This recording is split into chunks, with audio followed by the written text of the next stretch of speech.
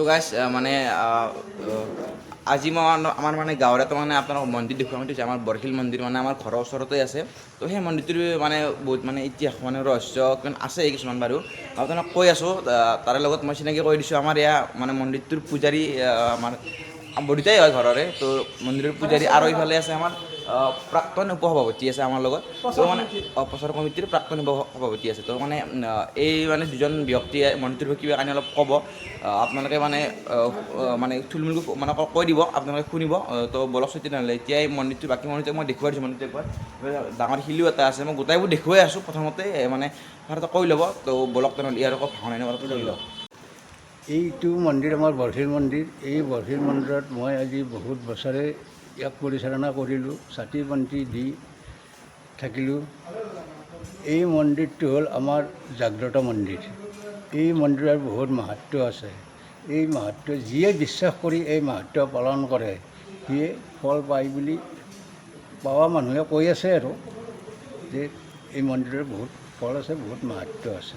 গতিকে এই মন্দিৰটোৰ বিষয়ে আৰু বিশেষ ক'ব নিবিচাৰোঁ। ইয়াতে ওচৰতে আমাৰ এটা শিল আছে, সেই শিলটোক লৈ এই মন্দিৰটো হৈ আছে। হয়তো আপোনালোকে শিলটো পৰিতাপ অলপ চাব বিচাৰিব। বলক তোমাৰ শিলটোলৈকে আমাক লৈ যাব এতিয়া। ঐতিহাসিক ঐতিহ্য মন্দিৰটো বিষ্ণু বাবাই প্ৰতিষ্ঠা কৰা। এতিয়া এই বৰশিল আশ্ৰমখনৰ আমাৰ ইতিমধ্যে আমাৰ ৮০তম দৌল উৎসৱ আমি পালন কৰিলোঁ। ৮০ নহয়, ৮২তম। যি নহওক, বৰশিল আশ্ৰমৰ প্ৰণিধানযোগ্যতা আছে, ধৰ্ম আছে ইয়াতে, ভক্তি আছে ইয়াতে।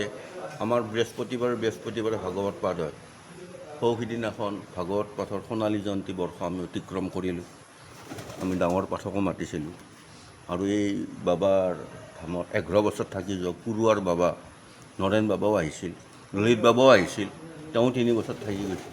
আমাৰ বৰ্তমান বাবা আছে ধাৰেশ্বৰ ডেকা বাবা।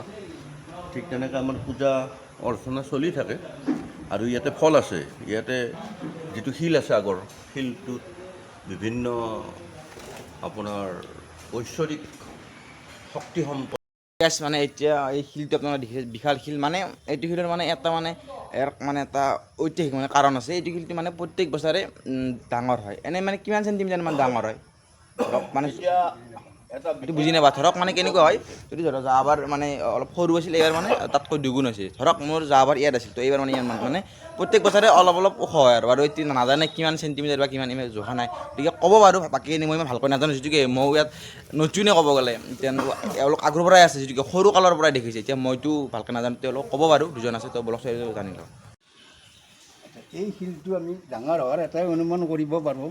এই শিলটো আমি এই মণিকোটটো বনাওঁতে বহু আঁতৰত বনালোঁ, প্ৰায় 3-4 ফুট 5 ফুটমান আঁতৰত বনালোঁ। এতিয়া কিন্তু শিলটো বাঢ়ি যায় আমাৰ মণিকোটটোত লাগি গৈছে। লগাৰ কাৰণে আমি এতিয়া মণিকোটটো ভাঙিব লগা হৈছিল। হোৱাৰ কাৰণে তাৰমানে এইটো নতুনকৈ আৰম্ভ এটা কৰি আছোঁ। সেইটো কি হয়, বনবাসী হেৰি এটা কৰি আছোঁ, চৰকাৰৰ অনুদান সাপেক্ষে। অনুদান সাপেক্ষে আৰু গতিকে ডাঙৰ হোৱা প্ৰমাণ এইখিনিকে ক'লোঁ আৰু। তো ডাঙৰ হোৱা প্ৰমাণ সানি চাব পাৰি। হয়, সেইটো আমি স্থাপনা চিহ্ন পৰিলক্ষিত হৈছে। এইটো শিৱলিংগ চাওকচোন, ঘোৰ আকাৰত এইটো শিৱলিংগ আছে। ঔতম্বকং যজামহে সুগন্ধিং পুষ্টিবৰ্ধনম উৰ্বাৰুকমিব বন্দনাত মৃত্যুৰ মুখ্য মামৃতত ওম নমঃ শিৱায়। শিৱ মূৰ্তিৰ লগতে আমাৰ আছে ইয়াতে বিষ্ণুক পূজা কৰা থাল। এইখন বিষ্ণুক পূজা কৰা থাল। ওম তৎ বিষ্ণু পৰম পৰম সদা পশ্যন্তি সূৰ্য দি বিবচক্ষুৰাজতম ওম ভগৱতী বাসুদেৱায় নমঃ।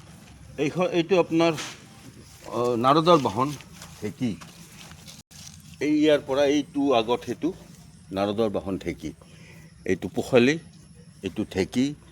আচ্ছা, নাৰদ মুনি ইয়াতে আহি গৈছে বুলি আমাৰ স্বপ্নদ্ৰষ্টাই কৈ গৈছে।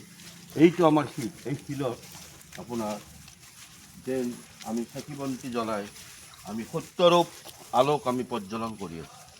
এইটো আপোনাৰ হাতীৰ মূৰ্তি, প্ৰতিমূৰ্তি। এই হাতীটো চাওক আপুনি, এইটো হাতী শুই আছে, শুই থকা অৱস্থাত। এইডাল সুৰ আৰু এনেকৈ হাতীটো, গোটেই হাতীটো এনেকৈ আছে। তাৰপিছত আপোনাৰ ইফালে হাতীত খটখটি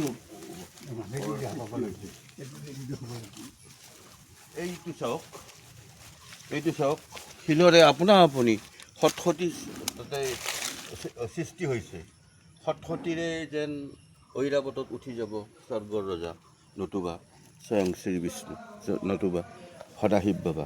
এইটো চাওক এইটো আপোনাৰ গণেশৰ মূৰ আমি ঠিক তেনেকৈ পাইছোঁ।